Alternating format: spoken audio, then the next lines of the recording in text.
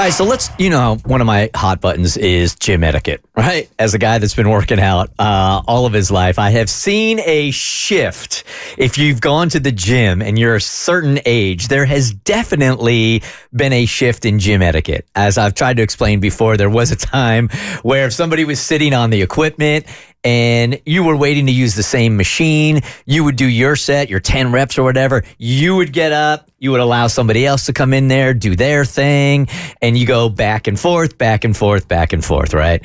Those days, I'm not sure where it happened or when it happened, but there is a definite age line of delineation now in the gym from like old schoolers that are like, they're driving me crazy. Like they have some kind of right to be on, like if you start your workout on a certain piece of equipment, you have property of that equipment until you are done. So you're allowed to sit on the equipment while there are other people in the gym waiting to use it. And if you approach them and say, hey, can I work in? They look at you like, A, what's that? And B, get away from me, right? They'll sit there and send emails for hours. Serious.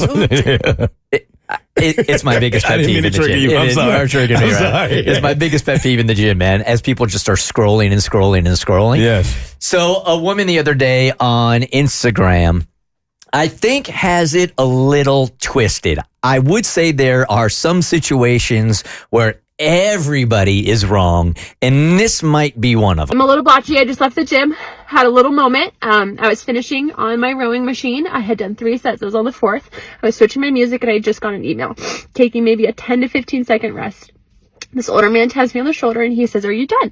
And I said, I have one more set. He goes, oh, but you're on your phone. And I said, well, if I was done, I would have gotten up. I said, I have one more set. And he was like, but you're on your phone. And I said, I can take 5 more sets if you'd like. And he said, you don't have to be an effing bee about it. So then I got up. Some words were exchanged.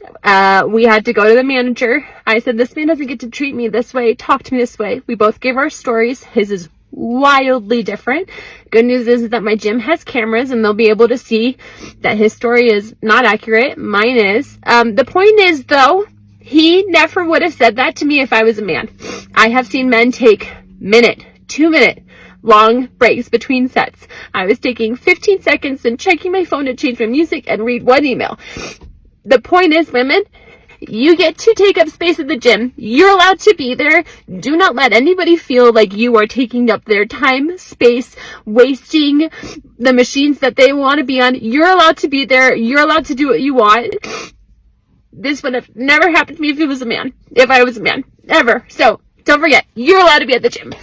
So right before we hit that audio, Kristen said, no, not everybody is wrong in this situation. No, only he is. How long? I don't do gym. Save that.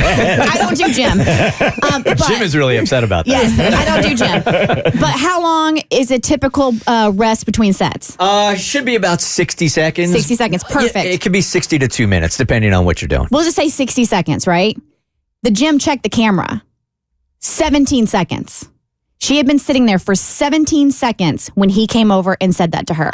So technically, she had another 40 seconds to rest to get back to it. Whatever she wants to do with that 60 seconds, she can. She wasn't in the wrong. She was taking, according to you guys, a break during her set, and then she doesn't want anybody to work in on the rowing machine. She's entitled to that machine. It's not like she had been sitting there for 5 minutes responding to emails. She had literally been sitting there for 17 seconds when he came up and said that and then called her an effing bee. Well, with this new evidence, that certainly does change things now, doesn't it? I will say this as a guy that does gym? Jim's really not happy about that. You do gym a lot. Every day. I have asked more men, young men, than I have young women to either work in or try to educate them on how us old schoolers used to do it. I do not believe, at least in my world, this is not a man and woman issue. For me, I think most guys would tell other dudes like, hey, this is how it is. I need to work in here. I don't think this is a man-woman. No woman should be talked to that way. No. He's a complete and total D-bag. And knowing that this was 17 seconds, he's completely out of line. But this isn't a man-woman situation. Not in my world anyway. In my personal experience, it's the same. It's always been a man that I've had to ask, how many sets you have left. The only time I've ever seen it with a woman, if anybody get frustrated with a woman, is if they were recording themselves and it was taking more time. But typically, in my experiences in the gym, it's usually the men who hog the machines more. I think that women are just more sensitive to this kind of ask because we're asked to do a lot of this kind of stuff in different scenarios. Like I was just talking to my mom when we took our separate flights home from California. She had paid for an aisle seat and there was a man sitting in the window seat who didn't want to sit on the window seat. And so he asked my mom, hey, can we switch seats? I don't really want to sit in this seat. And knowing that my mom, being a very frail looking 55-year-old woman who's probably going to acquiesce, she's like, oh my God, this happens all the time. Like women constantly feel like they have to be people pleasers and just be like, okay, because we're constantly getting the ask for this kind of stuff. So I can understand then. If this has happened to you constantly, all then the why? time. Yeah. Then Women are expected to be accommodating all the time at our own expense. The Bert Show.